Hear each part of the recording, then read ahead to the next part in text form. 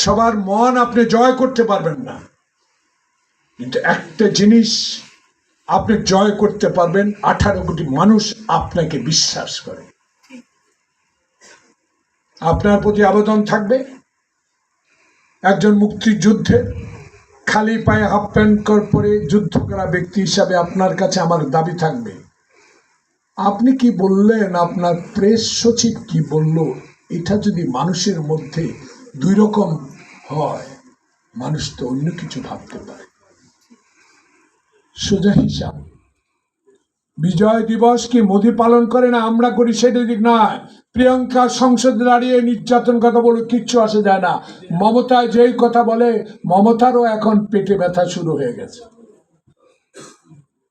যে মমতা মধুকে দু চোখকে দেখতে পারে না, সে মমতা মুধির সাথে কণ্ঠ মিলে যদি বাংলাদেশের মানুষের অধিকারের কথা বলে, বাংলাদেশের মানুষের গণতন্ত্রের কথা বলে, বাংলাদেশের মানুষ যে ফেলানিকে গুলি করে ল্যাংটা করে অবস্থায় যে ঝুলন্ত রেখে দিয়েছে, প্রতিবাদ করার মানুষ সেদিন কেউ পায় নাই।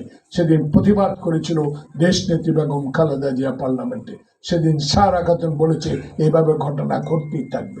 তাই আজকে আশ্রয় দিয়েছেন বাংলাদেশে 16.5 বছর যিনি আমার মায়ের বুক খালি করেছে, যারা মুগ্ধকে গুলি করে হত্যা করেছে, যারা খোকনকে মেরে ফেলেছে, যার নির্দেশে সারা দেশে ইন্টারনেট বন্ধ হয়ে গেছে, যার নির্দেশে আবরারকে খুঁচিয়ে খুঁচিয়ে হত্যা করা হয়েছে, যার নির্দেশে বিশ্বজিৎকে কুপিয়ে কুপিয়ে হত্যা করা হয়েছে, তারা আজ হিন্দুস্তানে, ভারতে আপনার আশ্রয়ে ভালো থাকবে।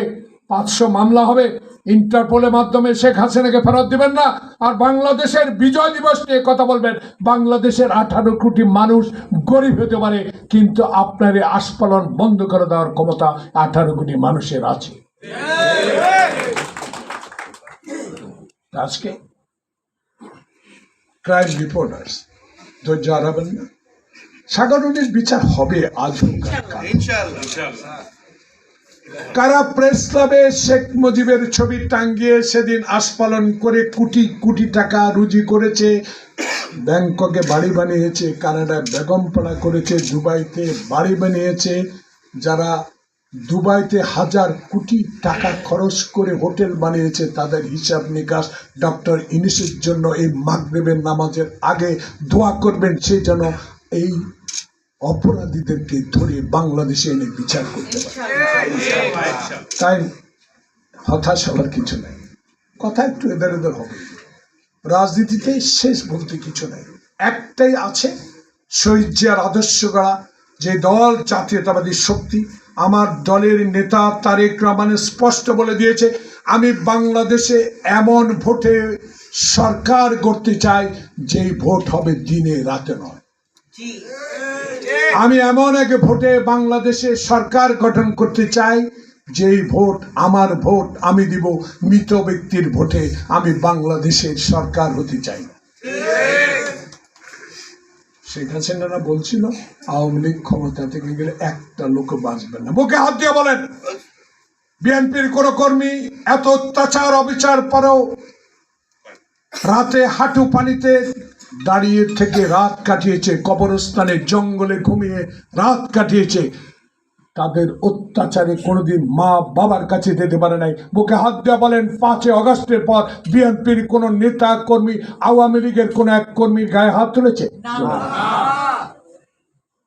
আমার নেতা তারেক রহমানের নির্দেশ অক্ষরে অক্ষরে আমরা পালন করি। প্রিয় ভাইরা, জেলখানায় মঈন আমাকে নিয়েছে, সে সাথে আমার নেতা তারেক রহমানের একই কক্ষে ছিলাম, এই ওবায়দুল কাদেরও একই কক্ষে আমার সাথে জেলখানায় ছিল। অনেক ইতিহাস। নেতা ভালো লোক রিমান্ডে চলে গেল, সবাই সালাম দিলাম ভিতরে দাঁড়িয়ে। 7 দিন পরে নেতাকে স্ট্রেচারে করে আনলো। শেখ হাসিনা বিনা কারণে আমাদের থেকে 5 বছর তুমি সাজা দিয়েছ। পৃথিবীর ইতিহাসে এমন আইন আছে কিনা ব্যারিস্টার সাহেব জানবেন,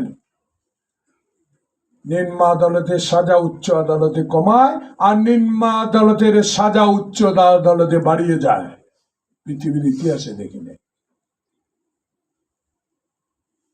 যেদিন বেগম জিয়া এক শাড়ি পরে ক্যান্টনমেন্টের বাড়ি থেকে বেরিয়ে আসে, আমি ছাড়া সেদিন আর কেউ ক্যান্টনমেন্টে ছিলাম, সিপিএর দায়িত্বে ছিলাম। কি অন্যায় করছে কোকো? হাজার হাজার কোটি টাকা চুরি করলে আপনার ছেলে, আমি পার্লামেন্টে বক্তৃতা দেওয়ার পর 64টা জেলায় আমার বিরুদ্ধে 64টা মামলা হলো। বিএপি ব্যবসা কেন করে? সংসদে দাঁড়িয়ে আঙ্গুল দিয়ে শেখ হাসিনা বলেছিল, ফারুক সাহেব রেডি হন, পাকিস্তানে পোল্টা বেঁধে পাঠিয়ে দিল।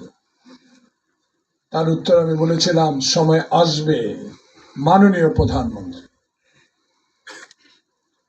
জনগণ আপনাকে পোল্টা বেঁধে হিন্দুস্তান পাঠিয়ে দেবে।